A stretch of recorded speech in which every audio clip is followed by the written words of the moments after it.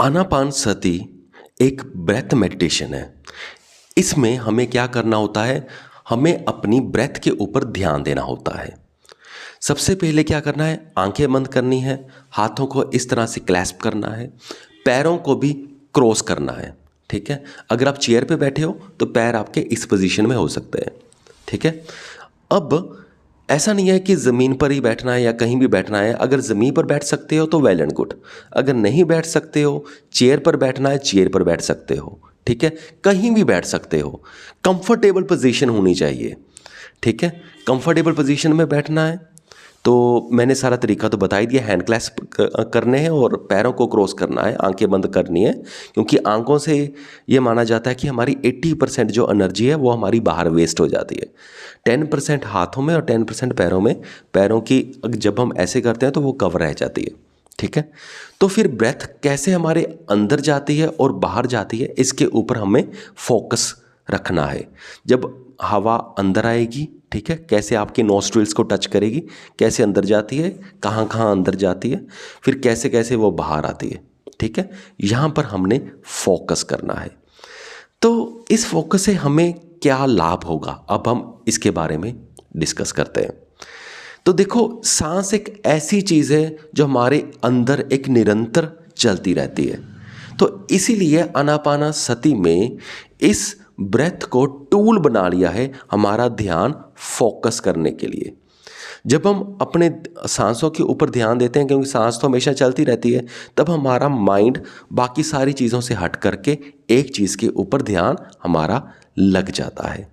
और ऐसा कहा जाता है कि जब हमारा ऐसा ध्यान लग जाए तो क्या होता है, जो कॉस्मिक एनर्जी होती है वो हमारे सर से हमारे पूरे शरीर में एंटर करने लगती है।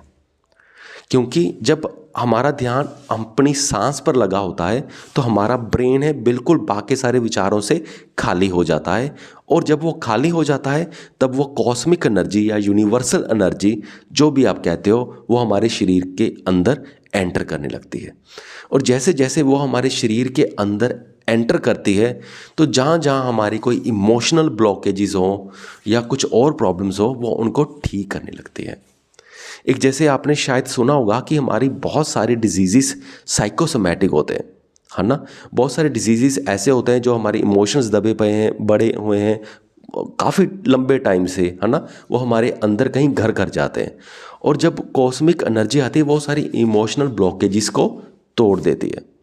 एक बात मैं यहाँ पे और ऐड आपको करना चाहूँगा आपके लिए, कि जब हमारी इमोशनल ब्लॉकेजेस बन जाते हैं ना, तो वो कहा जाता है, मैंने काफ़ी बुक्स में पढ़ा है, वो किसी ना किसी बीमारी के रूप में बाहर आते हैं। यहाँ तक जो एक किताब थी डाइंग टू बी मी, जो लिखी गई थी अनीता मूरजानी जी के द्वारा, उन्होंने बोला था कि उनकी कैंसर की वजह यही सारी चीज़ें थी।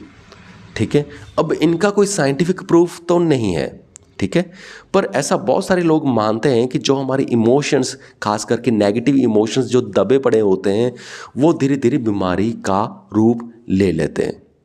और जो ओरा रीड करते हैं, जो ओरा में विश्वास करते हैं, वो भी ये कहते हैं कि पहले हमारा ओरा डैमेज होता है, और जहाँ हमारा ओरा डैमेज हुआ होता है और उसी हिसाब से हमें बीमारी लगती है।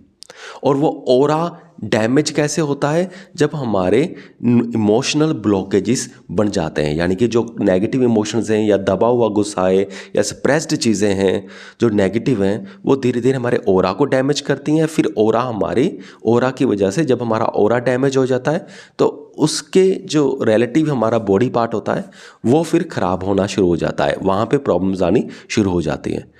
पर जब हम आनापानसति मेडिटेशन करते हैं तो जब कॉस्मिक एनर्जी आती है तो वो इमोशनल जो ब्लॉकेजेस होते हैं, हमारे शरीर में गांठें बनी होती हैं, वो उन सबको डिसॉल्व कर देती है, उन सबको क्लियर कर देती है, जिसकी वजह से हमारा ओरा साफ़ हो जाता है। ओरा की वजह से फिर हमारे शरीर में जो प्रॉब्लम्स हैं वो ठीक हो जाती हैं। तो यानी कि सिर्फ मेडिटेशन से हमारा पीस ऑफ माइंड ही नहीं मिलता, हमारा ओरा भी ठीक होता है, हमारी एक्चुअल फिजिकल बीमारियां भी ठीक होती हैं। और बाकी बात रह जाती है जो होती है psychic powers, clear audience, clear voyance. और ये भी माना जाता है कि जब कॉस्मिक एनर्जी हमारे अंदर आनापान सती मेडिटेशन के द्वारा एंटर करती रहती है, कॉस्मिक एनर्जी जब एंटर करती रहती है तो वो हमारे धीरे धीरे चक्रास को भी एक्टिवेट करती है।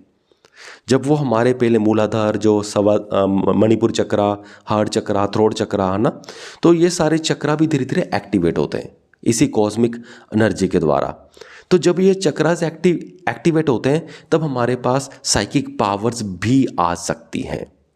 तो यानी कि टू सम अप करूं तो आनापानसति मेडिटेशन में ये कहा जाता है कि आपको सब कुछ ही मिल सकता है, हेल्थ भी, साइकिक पावर्स भी, पीस ऑफ माइंड भी, ऑरा क्लेंजिंग भी, सब कुछ। ठीक है, तो ये था पूरा कंसेप्ट। वैसे ये बढ़िया मेडिटेशन है और ये कहा जाता है कि ये मेडिटेशन की शुरुआत गौतम बुद्ध जी ने करी थी।